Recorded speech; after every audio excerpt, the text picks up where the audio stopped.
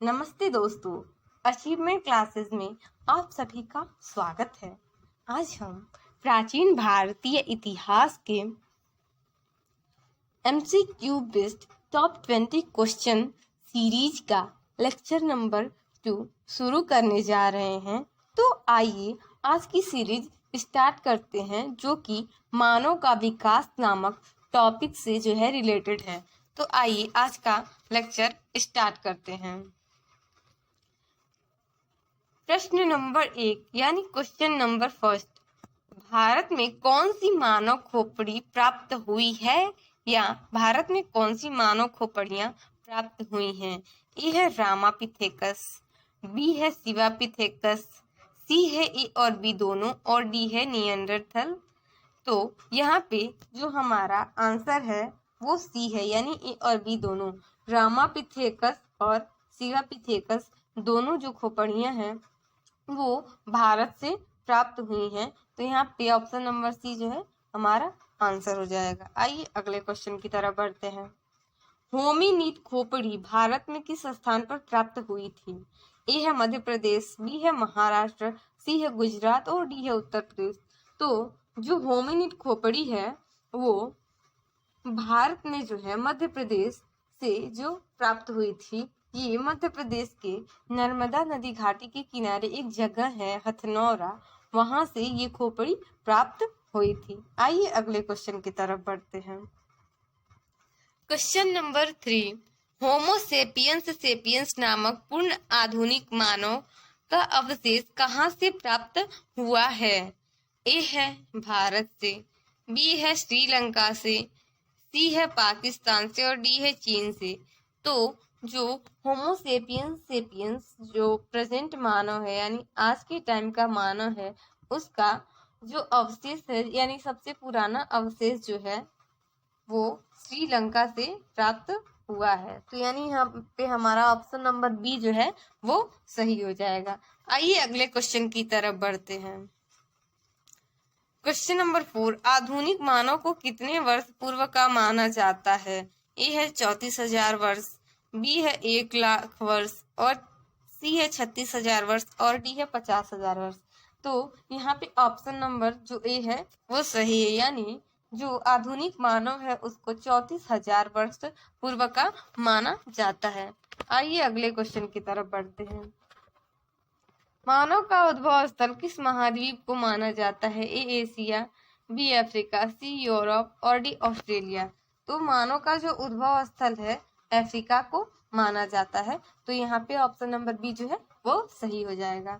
आइए अगले क्वेश्चन की तरफ बढ़ते हैं। निग्रीटो प्रजाति के मानव का संबंध है, यानी जो निग्रीटो प्रजाति है उसका संबंध किस कंट्री से, यानी ये प्रजातियां किस कंट्री में पाई जाती हैं? तो ए है भारत में, बी है श्रीलंका से, बी है अमेरिका से, सी है श्रीलंका से और डी है ऑस्ट्रेलिया से। तो निग्रीटो प्रजाति का संबंध भारत से है, यानी कि ऑप्शन नंबर ए जो है हमारा सही आंसर हो जाएगा। ये क्वेश्चन नंबर 7 दिया है, निग्रीटो प्रजाति के मानव के जीवन का मुख्य आधार था। ए है कृषि, बी है पशुपालन, सी है व्यापार और डी है शिकार। तो जो निग्रीटो प्रजाति थी ये जंगलों में रहने वाली प्रजातियां थीं, तो इन्हें कृषि और पशुपालन का और व्यापार का ज्ञान नहीं था, ये शिकारी प्रजातियां थी। अतः इनके जीवन का मुख्य जो आधार था वो शिकार था। आइए आगे बढ़ते हैं। क्वेश्चन नंबर 8, निग्रीटो प्रजाति संबंधित हैं। ए है निएंडरथल से, बी है प्रोटो ऑस्ट्रेलाइड से, सी है मंगोलार्ड से और डी है होमिनिड से। तो जो निग्रीटो प्रजाति हैं इनका संबंध प्रोटो ऑस्ट्रेलाइड जाति से है। तो यहाँ पे ऑप्शन नंबर बी जो है प्रोटो ऑस्ट्रेलाइड हमारा सही हो जाएगा। आइए आगे बढ़ते हैं। प्रोटो ऑस्ट्रेलाइड जाति के लक्षण भारत के किन प्रजातियों से मिलते हैं? ए है कोल एवं मुंडा, बी है भील, सी है धुरिया और डी है गारो। तो जो प्रेजेंट टाइम में कोल और मुंडा जो प्रजातियां हैं ये मेनली झारखंड के तरफ निवास करती हैं। बिरसा मुंडा को तो नाम आपने सुना ही होगा, जो कि झारखंड से थे। तो जो ये प्रजातियां हैं झारखंड में निवास करती हैं। तो जो प्रोटो ऑस्ट्रेलाइड है, इस प्रजाति से इन प्रजातियों के ये इन जनजातियों के जो लक्षण हैं वो मैच करते हैं यानी मिलते हैं। तो अतः यानी हमारा ऑप्शन नंबर ए जो है कोल एवं मुंडा यहाँ पे सही हो जाएगा। आइए आगे बढ़ते हैं। क्वेश्चन नंबर 10, प्रोटो ऑस्ट्रेलाइड की आजीविका के साधन थे। ए है कृषि, बी है पशुपालन, सी है शिकार और डी है ये सभी। तो प्रोटो ऑस्ट्रेलाइड जो जातियां थी कृषि, पशुपालन और शिकार, इन तीनों विधियों से परिचित थी। तो यहाँ पे हमारा ऑप्शन नंबर डी जो है ये सभी सही हो जाएगा, यानी कि हमारा उत्तर ये सभी कृषि, पशुपालन, शिकार ये तीनों हो जाएगा। आइए आगे बढ़ते हैं। क्वेश्चन नंबर 11, भारतीय उपमहाद्वीप की प्रारंभिक मानव प्रजातियों को कितने भागों में बांटा गया है? ए है 8, बी है 10, सी है 6, डी है 4। तो यहाँ पे जो भारतीय उपमहाद्वीप है उसमें मूलतः 6 प्रजातियों का उद्भव माना जाता है। तो यहाँ पे हमारा ऑप्शन नंबर सी जो है वो सही हो जाएगा।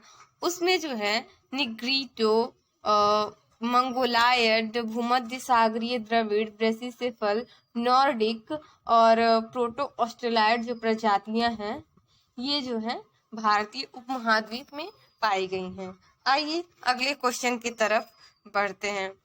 यहाँ पे क्वेश्चन नंबर 12 है, नॉर्डिक प्रजाति को कहा जाता है। ए है द्रविड़, बी आर्य, सी मंगोलिया, फिर डी ये सभी। तो जो नॉर्डिक प्रजाति है उनको आर्य कहा जाता है, यानी जो आर्य हैं वो नॉर्डिक प्रजाति के ही हैं, यानी कि इनकी जो प्रजाति है वो नॉर्डिक है।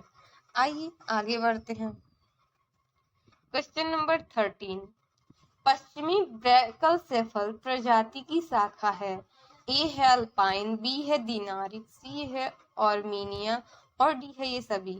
तो जो पश्चिमी ब्रैकलसेफल प्रजाति है वो ये इंडियन प्रजाति है और इसमें जो है प्राचीन समय में ये प्रजाति जो है भारत में पाई जाती है और इसकी 3 शाखाएं हैं, अल्पाइन, दिनारिक और आर्मीनिया। तो ये अल्पाइन, दिनारिक, आर्मीनिया ये तीनों जो है प्रजातियां जो हैं ये ब्रैकलसेफल प्रजाति की शाखाएं, यानी कि ऑप्शन नंबर जो हमारा डी है वो सही हो जाएगा।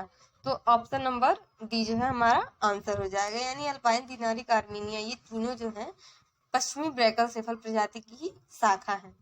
आइए अगले क्वेश्चन की तरफ बढ़ते हैं। रामापिथेकस थी, यानी कि रामापिथेकस का जेंडर क्या था? ए है महिला, बी है पुरुष, सी है छोटी बच्ची और डी है इनमें से कोई नहीं। तो रामापिथेकस जो थी वो एक महिला थी। नाम से तो ऐसा लग रहा है कि ये पुरुष होगा, लेकिन जो रामापिथेकस थी वो एक महिला थी। अगले क्वेश्चन की तरफ बढ़ते हैं। यहाँ पे अगला क्वेश्चन है 15, सबसे प्रारंभिक मानव है। ए है होमिनिड, बी है ऑस्ट्रेलोपिथेकस, सी है होमी हैबिलिस और डी है होमो सेपियंस। तो जो सबसे प्रारंभिक मानव है वो होमिनिड को कहा जाता है, क्योंकि ये मानव के विकास में सबसे पहले जो है यही होमिनिड ही धरती पे दिखाई दिए थे। ये मूलतः बंदर की प्रजाति के थे, यानी बंदर थे। अतः सबसे प्रारंभिक मानव जो है होमिनिड थे, यानी हमारा ऑप्शन नंबर ए होमिनिड सही हो जाएगा। आइए आगे बढ़ते हैं। क्वेश्चन नंबर 16, ऑस्ट्रेलोपिथेकस को कहा जाता है। ए आधुनिक मानव, बी प्रारंभिक मानव, सी आद्य मानव अथवा डी ये सभी। तो ऑस्ट्रेलोपिथेकस जो है होमिनिड के बाद मानव विकास के क्रम में दूसरे नंबर पे आते हैं। अतः ऑस्ट्रेलोपिथेकस को जो है आद्य मानव कहा जाता है, क्योंकि प्रारंभिक मानव जो है वो होमिनिड है। आइए अगले क्वेश्चन की तरफ बढ़ते हैं। क्वेश्चन नंबर 17 है, सर्वप्रथम किस मानव ने पत्थर के औजार का इस्तेमाल किया था? ए है होमो हैबिलिस, बी है ऑस्ट्रेलोपिथेकस, सी है होमिनिड और डी है होमो इरेक्टस। तो जो होमो हेबिलिस है, इन्होंने ही सबसे पहले पत्थर के औजारों का प्रयोग करना जो है सीखा था या जानकारी प्राप्त की थी। आइए नेक्स्ट क्वेश्चन की तरफ बढ़ते हैं। क्वेश्चन नंबर 18 है, होमो इरेक्टस डॉट डॉट डॉट का प्रयोग जानते थे। ए है विद्युत, बी है आग, सी है पहिया और डी है लोहा। तो जो होमो इरेक्टस थे वो आग का प्रयोग जानते थे, यानी कि हमारा उत्तर जो होगा ऑप्शन नंबर बी होगा, क्योंकि उस टाइम में तो इलेक्ट्रिसिटी थी नहीं, चाक का इस्तेमाल यानी पहिए का इस्तेमाल जानते नहीं थे क्योंकि व्हीकल नहीं थे। और लोहे का इस्तेमाल जो है वैदिक पीरियड में होता है। तो यहाँ पे जो है ऑप्शन नंबर बी जो हमारा होगा वो सही होगा। आइए अगले क्वेश्चन की तरफ बढ़ते हैं। होमो सेपियंस को कहा जाता है ए बुद्धिमान मानव, बी आद्य मानव, सी ए और बी दोनों और डी इनमें से कोई नहीं। तो होमो सेपियंस को जो है बुद्धिमान मानव कहा जाता है, यानी कि ऑप्शन नंबर ए हमारा उत्तर होगा। अब यहाँ पे क्वेश्चन नंबर 20 दिया है, मानव ने बोलना कब प्रारंभ किया था, यानी कब मानव सांकेतिक भाषा से जो है अब अक्षरों का या शब्दों का इस्तेमाल करके अपनी भावनाओं को व्यक्त करने लगा था। तो ऑप्शन नंबर ए है 35,000 ईस्वी पूर्व, बी है 50,000 ईस्वी पूर्व, सी है 60,000 ईस्वी पूर्व अथवा डी है 4 लाख ईस्वी पूर्व। तो जो मानव है वो 50,000 ईस्वी पूर्व से शब्दों का इस्तेमाल करके आपस में कम्युनिकेशन करना स्टार्ट कर दिया था।